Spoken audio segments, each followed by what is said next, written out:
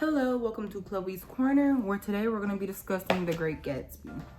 Now, if you're unfamiliar with the story of The Great Gatsby, a quick summarization is it centers around an initially mysterious man named Jay Gatsby, and his love and devotion for this married woman, Daisy Buchanan. They were first loves, but as Jay was too poor for her, he felt, and went away for war. Daisy was left to marry Tom, her now husband, and she was left to marry him and be secure in that wealth. But we're told the events of the story through our main character, Nick Carraway, and we see the events through his first person view, along with getting his inner thoughts and his opinions. And while this is just a quick synopsis, a good thing about The Great Gatsby is that while love may be a surface thing, it's not the only thing that there is, despite what other people may say. Yes, they may say it's about the American dream, and it's not that they're inherently wrong, but it's not the only thing that there is. Because throughout this novel, it's shown time and time again that social wealth, new money versus old money, that stuff matters. And not only does it matter, but it influences the way people behave, the way people think. And we see that time and time again throughout not only the characters surrounding our main character, but we see how that reflects on him as well. So with that being said, let's get into The Great Gatsby and 2 film adaptations of the book. And by the end, we'll decide which one is the better film adaptation and which one we would recommend. So let's get into it. So the first film I'm going to review and cover is the 1974 film directed by Jack Clayton. And overall, much like the adaptations before it, this Great Gatsby film ultimately focuses on the romance aspect of the novel rather than the underlying themes of ambition, social wealth. Yes, it addresses the topic of social wealth in general, but it only uses it to push the love narrative forward rather than focusing it as a standalone for Gatsby's motivations and how it affects society as a whole. Now, I will say there are some great creative liberties that could have reinforced, like the idea that social wealth and the desire to obtain it does influence behavior. Because, for example, in the film, the scene with Myrtle, where she sees Tom leaving the little gas station with Nick and Jordan, and she literally punches the glass, her hand bleeding and everything.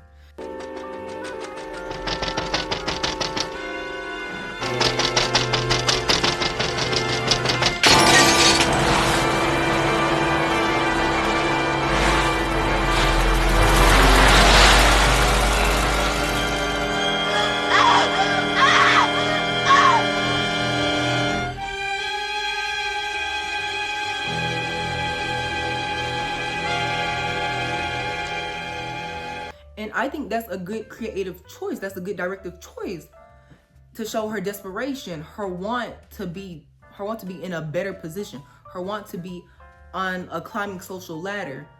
But in context with the film, I don't think the film really included that as recognition of the theme of social class rather than to push that she just wanted Tom. You guys get what I'm saying? It's like all the creative choices made in this movie are used to push forward the idea that love is the primary focus. And not to say that love isn't the main thing. Once again, love is a recurring thing with the novel, however, it's not the main. But they're using these good creative choices to push forward the idea that The Great Gatsby is a romance novel when it's just not. And while we're on the topic of characters and how they're used within this film, I do want to discuss the characterization and the different choices taken with the characters made by both their actors along with the director of the film. Because on one hand, you have characters such as Daisy, Gatsby, Jordan, who play and give their characters certain quirks that actually match well within the novel. But on the other hand, you have characters such as Nick and Tom, who aren't really one-to-one with their novel counterparts, which isn't necessarily an issue in Tom's case, but it's just a pet peeve of mine. Because in the novel, he's described as a sturdy, straw-haired man of 30 with a rather hard mouth and a supercilious manner. We go down a bit further, and the novel says it was a body capable of enormous leverage, a cruel body. Now, in the film, Tom doesn't come off like, yes, he's cruel, but it's not in an aggressive, brutish sense as he's described in the novel. With his stature and the way his actor portrays him, he's more so snooty, which makes sense for Tom's character, but you can't have a snobbish character who's also a brute in the novel and not portray that brutish and aggressive and angry side of him. That's the characterization that I feel was missing in terms of his character. And with Nick, it's not that the actor who portrayed him was did a bad job per se. I'll put them on the director's part because they cut off his inner monologuing, which was an important aspect of not only his character, but also the film and novel itself. His inner monologues are needed. And not only that, but he tends to fall flat as a character anyway. And that's not necessarily on the actor, like I just said, that's on the film for not incorporating him more within the story as he should have been like he is in the novel. But while I'm dogging on characters such as Tom and Nick, I will say that Gatsby, Daisy, and Jordan do a pretty good job playing their roles. Because Daisy, she gives off a great girl next door vibe. Actress does that well for her. Gatsby, he has a mysterious air when we first meet him. He's very elusive. And throughout the novel, for the first half, he's pretty calm. He's an extravagant man, but the way the actor portrays him, it's not like he's doing anything outlandish. His demeanor is calm, but still festive, if you get what I mean. He's similar to the Gatsby in the novel. He's a gentleman, but it's not like he's this flamboyant, off the wall being. It's nothing overly dramatic, which works for this film, because this film itself is not overly dramatic. And then for Jordan, the way her actress portrays her, I think is very one-to-one, and arguably she's portrayed the best from her novel counterpart. She does well with her sarcasm. The way her actress portrays her facial expressions in certain scenes, her commentary, her snide remarks, I think that's done pretty well. And going back to Gatsby and the way he's portrayed in the novel, I will give his actor some good props, because in the first half, as I stated, he gives off his calm, this calm, collected, gentlemanly, yet extravagant demeanor, but it's not over dramatic, it's not over the top. But when we reach the point in the novel in which Gatsby attempts to expose him and Daisy's relationship to Tom, the way the actor portrays that scene is actually really well done. In the quote right here, "She only married you because I was poor and she was tired of waiting for me." When things are becoming heated between Tom and Gatsby, as Tom attempts to try to bait Gatsby into revealing something incriminating about himself, and Gatsby is attempting to force Daisy into saying, "Hey, you don't love this man, she loves me," it comes to a standstill when Daisy claims that she's loved both of them. And Gatsby's all confused. He's like, you loved me as well? And she said, yes. So that's when Tom realizes he's basically won in a sense. And that's when he attempts to gloat Gatsby. That's when he attempts to gloat to Gatsby and tries to belittle him in his new money status. And he says, she's not leaving me. Tom's words suddenly lean down over Gatsby. Certainly not for a common swindler who'd have to steal the ring he put on her finger. This is what he says in the novel. Now, in the movie, the way Gatsby goes from 0 to 100 really fast is actually kind of insane. Because as soon as Tom says this line within the film, Gatsby immediately stands up and he gives off this manic smirk. And that's when Daisy goes into hysterics, and she starts screaming, no, don't. And she starts to break down, and she runs out the plaza room, which I think that scene was actually interpreted very well. It wasn't any, in terms of Tom and Gatsby's quarrel, it's not like they got to fighting, but but I feel like it harbored like the suspense and saying, oh, who would Daisy choose? But once again, we're not really talking about romance here. The whole point is focusing on the societal impact and how social wealth affects different behaviors. But we see that with what Tom just says. He calls Gatsby a common swindler, saying Daisy won't leave you for me. I have money. I've been having money. You've just gotten your money from selling illegal alcohol. You haven't earned your money. You're not like the rest of us. Which I think that scene is actually really well done. And another scene I do want to discuss is actually a few scenes before the one I just talked about. And it's when, as they're on their way to the plaza and they pass through the Valley of Ashes, Tom stops by the gas station. He stops by Wilson's gas station, and we have the scene in which Myrtle is standing in her room and she's staring from above. She's looking out the window, and she sees Tom in the car with both Nick and Jordan. And we see, as they're sitting in the car and Wilson's discussing Tom's plan to leave New York with Myrtle, we see Myrtle banging on the window, and before Tom drives off, she literally punches the window, screaming, blood on her hand and all. And I actually think that was a really well done decision to make, because it shows her desperation.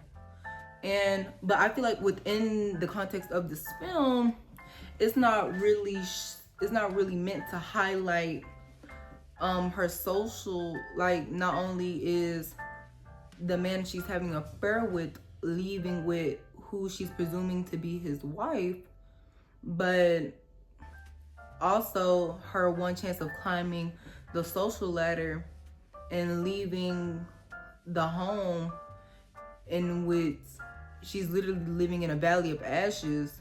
That one chance to escape that low life of society is leaving as well. And once again, that would be a really well done scene, if only I feel that the movie was meant to have the watchers interpret it in the sense of she's distraught since her key to being free is leaving. But I just don't feel that the movie meant for the scene to be taken that way. And aside from characterization, I do want to focus on the other choices that were made, such as the way they portrayed the settings and their usage of the green light. Now, if you're unfamiliar with the green light, it's a green light on the end of the Daisy stop. That's all it is. But in the novel, the purpose of this light is to serve as a motif and symbolism for Gatsby's dream that he wanted to attain. Not only the dream of obtaining Daisy and being able to marry her, but also obtaining that wealth and that sense of security that he wanted ever since he was a young man, since he didn't come from a wealthy family. But seeing that Daisy had that wealthiness, had that security, had something fresh to him that was something that was new, Gatsby wanted to attain that as well. So in the film, the green light, it's used as a visual component, which makes the most sense. But we're introduced to it when we first get a glimpse of Gatsby, but we're not supposed to know it's Gatsby yet. We see it again when Gatsby points out to Tom that he lives right across the body of water that separates the two eggs. He lives right across from them, so he sees their dock. And we see it at the end when Nick recalls his past of Gatsby, and when he's making these remarks about Gatsby, specifically when he says this one quote within the novel. Nick says, "I thought of Gatsby's wonder when he first picked out the green light at the end of Daisy's dock.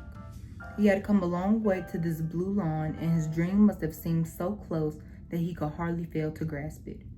He did not know that it was already behind him, somewhere back in that vast obscurity beyond the city, where the dark fields of the Republic rolled on under the night." That quote to me really says it all about Gatsby, not only as a character, but also about the demise that fell upon him, but it was always meant to befall upon him. Because the green light serves as that wonder, that initial hope he held on to. And anyone who's read The Great Gatsby, and even you can find this within watching the movies, Gatsby holds on to the past. He holds on to that wonder and to that dream of having Daisy, of being able to hold her, to feel her, to have what she has, to finally gain that. And that green light only serves to symbolize it. He's so close, but still so far. And as cliche as that phrase is, it still holds true to Gatsby as a character in this novel as a whole. But overall, they don't make the green light anything dramatic. I would say it's actually more subtle, but so is the film anyways. What this film does, it's not overt, it's not dramatic. I would also say it's very anticlimactic. It's almost come to a sense to where it feels too cautious.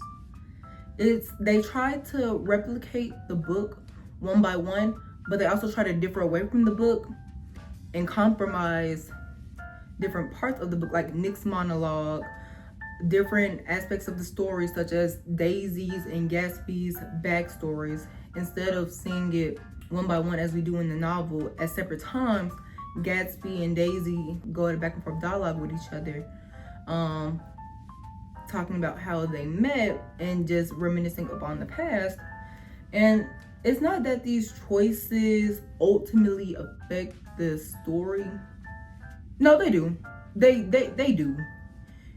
But what this film does, they don't take that extra leap to make The Great Gatsby seem as extraordinary as it wants to portray itself in the first half of the novel. And still on to the second half. Because even when we see Gatsby begin to fall as a character, even when we see Daisy's indecisiveness, even when we see the quote-unquote group having their little in-betweens, you would say. And when I say group, I just mean all of our main characters together. You see them fighting within the group. It's still an extravagant story, but the film fails to replicate that. But once again, this film is not bad. I wouldn't recommend it, but if you want a good standalone movie and you haven't read The Great Gatsby, or you're not that deep into it, I'd say give it a watch. It's not a terrible film. Is it on par with the novel? Absolutely not. But I wouldn't knock it all the way down, because it's definitely not the worst of the worst. But it's always things the novel could do to improve. Whereas our first film falls flat, our next film that we're about to review takes it to a 100. And that's the 2013 adaptation of The Great Gatsby, directed by Baz Luhrmann. Despite being a modernization of the novel and attempting to appeal to modern audiences through using modern music, literally incorporating Lana Del Rey, Jay-Z. He was a producer on this movie, by the way.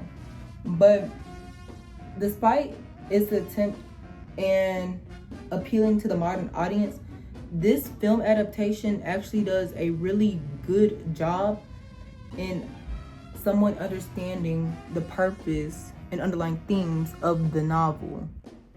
Now, it's not to say that this movie also doesn't focus on the romance story. That's really a subplot in my mind, because it does, like all other, like majority of the Great Gatsby adaptations. But it's in the way, it's in the character choices and the camera work and those creative liberty and those creative choices that portray the underlying story and the underlying themes that Fitzgerald wanted the readers to be able to comprehend from his novel.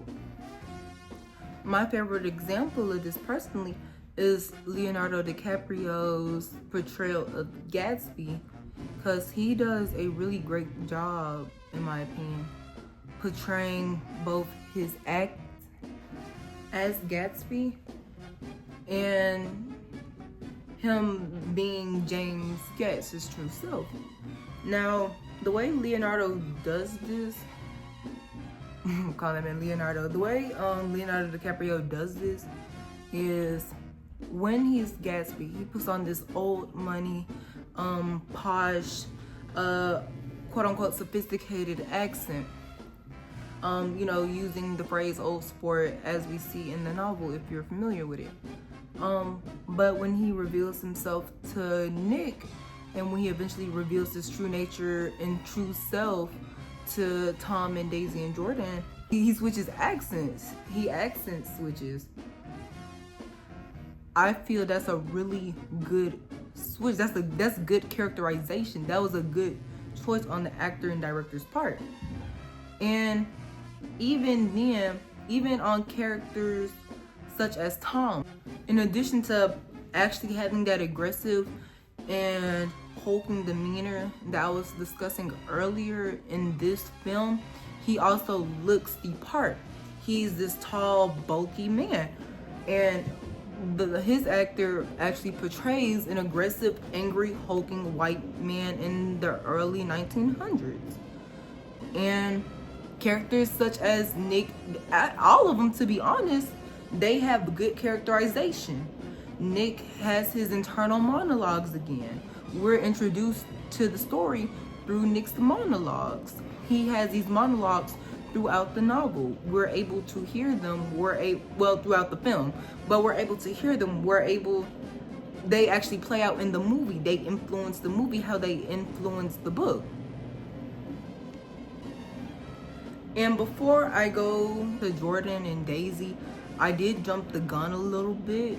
So I will go back to Tom, because his character actually does a lot for the underlying theme of the wealth gap, how they affect social class, not only with his affair with Myrtle, but also in the confrontation that they have in Hotel Plaza with Gatsby when he attempts to confront him. And Gatsby, unquote, snaps, basically. Years are all different from you. You see, we were born different. It's in our blood.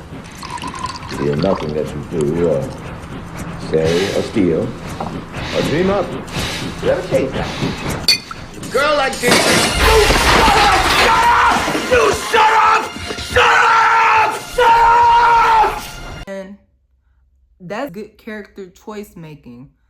Like, you're showing that I wouldn't say craze, but Gatsby's still dangerous. He's not all sunshine and rainbows, because he was in fact a gangster. That's how he gained his money. So they're able to depict that side of Gatsby And I wouldn't say that they're vilifying it, but there is more than one side to him.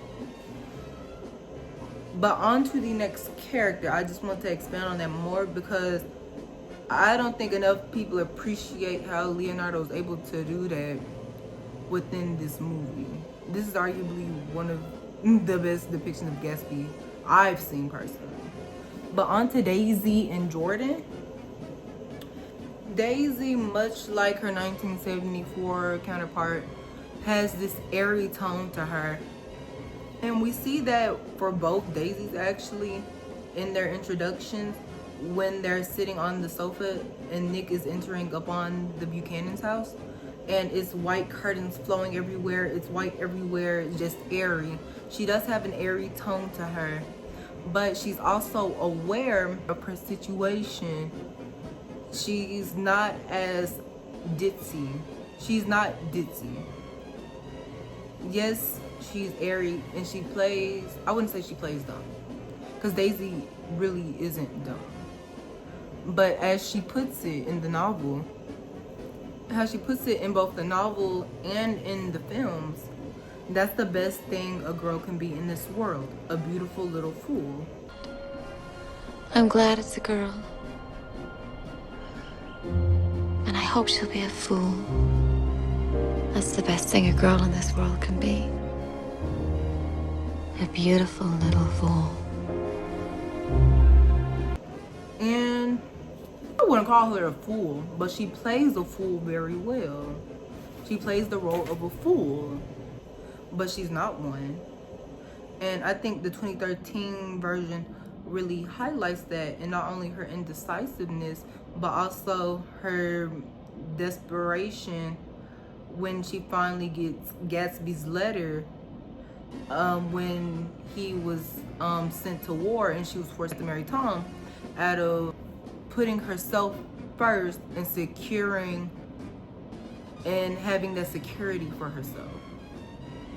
So it's not that she's a fool, but she plays the part really well.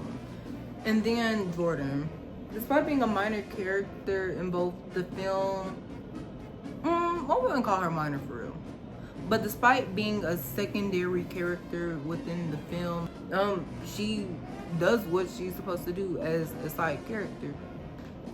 She's good with her sarcasm, but she adds more to this film, I feel.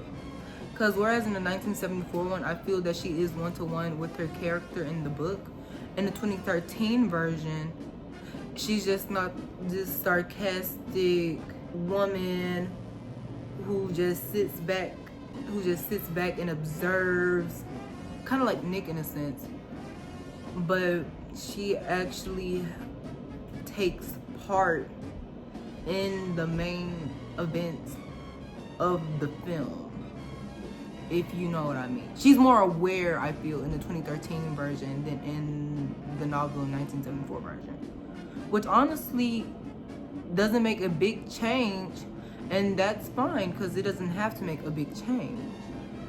But going on from characterization, I do want to emphasize on the different directive choices that were made in terms of cinematic quality. Because in this film, the way the scenery is used to emphasize moods and tones and used to portray different characters like Gatsby, how the characters feel their emotions, and how it actually helps the underlying theme of that wealth and that influence and behavior. Because when we're seeing the two different lives Gatsby leads, the one he lives in West Egg, and the one he leads when he was a young man at war and a young man who saved Dan Cody, it's that different in the weather. They did that. They chose to make that decision of having it stormy, rainy, dirt and dust and darkness. But when he's living his life in West Egg, it's all sunny, it's lights everywhere, loud music, because that's the contrast to both Gatsby as a character and wealth in general. And when we're discussing settings and wealth, the best setting within this film that shows that is the Valley of Ashes. In the 1974 version, the Valley of Ashes is mentioned and shown, but it's not primarily focused on. Whereas with this adaptation of the film, we get the whole quote. And for those who actually don't know, the Valley of Ashes, as quoted by the novel, is a fantastic farm where ashes grow like wheat into ridges and hills and grotesque gardens, where ashes take the forms of houses and chimneys and rising smoke, and finally, with the transcendent effort of men who move dimly and already crumbling through the powdery air. So basically, the Valley of Ashes, where Myrtle and her husband Wilson, where her husband lives, a place in which the lower class work, is a place in which the lower class work, and in some occasions, like I just stated, have to live in. And in the 1974 version, where it's shown, however, it's not focused on, it's glossed over. Whereas with this version, we're given a good 30 seconds to a minute of focusing on the Valley of Ashes and the people who are mining, people who have grime and dirt and dust on their face from mere hard work. Whereas you have people like Daisy and Tom, Jordan, even Nick, who never had to do that work. And although it's not a big focus on the difference in the Valley of Ashes compared to the people of West Egg, that difference is still there for the reader to analyze and even the watcher to analyze, because it's a vast contrast in the two settings. And even one good watch of this film will allow you to see the differences in the people who live in those lower class conditions, the way they act, their desperation, Myrtle being the prime example, and the people who live in West Egg who have no care for those around them, people who are careless, so people such as Tom and Daisy, so people such as Jordan. We see that throughout the film, throughout the novel. And one last thing I do want to mention is the way this movie utilizes the green light. In this film, the green light is shown much more significance than in the first film we discussed. With the green light, once again, we're introduced to it when Gatsby is introduced. We're introduced to it when he points it out to Tom. And we see it one more time when Nick is reminiscing upon his past with Gatsby. But the way this film does it, like it does everything else, they make it extravagant, they make it bold, they make it significant. They include that confidence that the first movie was lacking. When I feel like the most impacted ads for the green light is in the end, once we see Gatsby's dock one last time and we see that green light flashing, glaring at us, it's Gatsby standing in front of it with his back turned to the watcher, reaching out for it. And